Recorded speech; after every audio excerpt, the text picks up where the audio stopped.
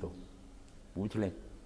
مولانا یہ آج کل جو حضور سے محبت کے دعوے ہیں وہ اتنے زیادہ ہیں، شاید پہلے کبھی نہیں ہوئے، لیکن جو حضور کے احکام کی مخالفت ہے وہ بھی اتنی زیادہ ہے، اس کو آپ کیسے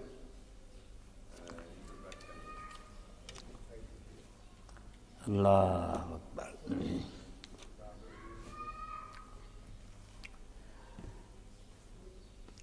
ڈاکٹر صاحب نے جس بات کی طرف توجہ دلائی، بات تو وہی ہے کہ محبت کے بھی کچھ پھر مطالبے ہیں نا، زبان سے کہتا رہا میں محبت کرتا ہوں، یا سر کٹانے کے لیے آ جائے کہ میں مر جاؤں گا، مگر بات آپ کی نہ مانے تو یہ بھی محبت عجیب ہی ہے نا پھر۔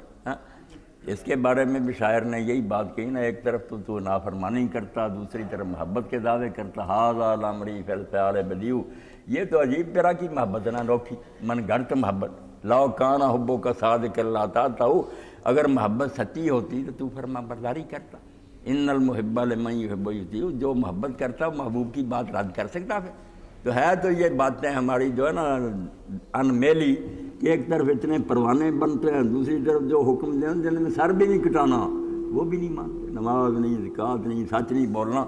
تو اسی وجہ سے کچھ وزن نہیں رہا ہماری محبت، مگر اس کے اسباب بہت قدیم اور پرانے ہیں نا، لوگ سرے سے خالی نہیں محبت سے۔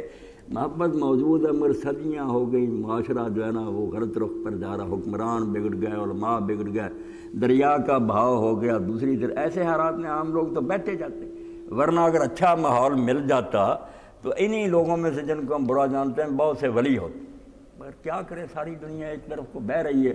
اب تو کوئی بہت طاقتور ہوگا جو دریا کے بہاؤ کے خلاف تیرے گا، اللہ مدد کرے گا، ورنہ ایمان میں اور محبت میں تو کمی نہیں، بس بے بسی ہوگی۔ اب اس کو ٹھیک کرنے کے لیے کہ حکمرانوں کی دوستی کی جائے، علماء جو ہیں وہ بھی صحیح دین پیش کریں، اس کی طرف تحریکیں توجہ نہیں کرتی۔ یہ جو ہنگامے اور مظاہرے ہیں یہ ذرا آسان کام ہے، اس میں لگے ہوئے، پرانا روگ ہے، بہت پرانا مرض،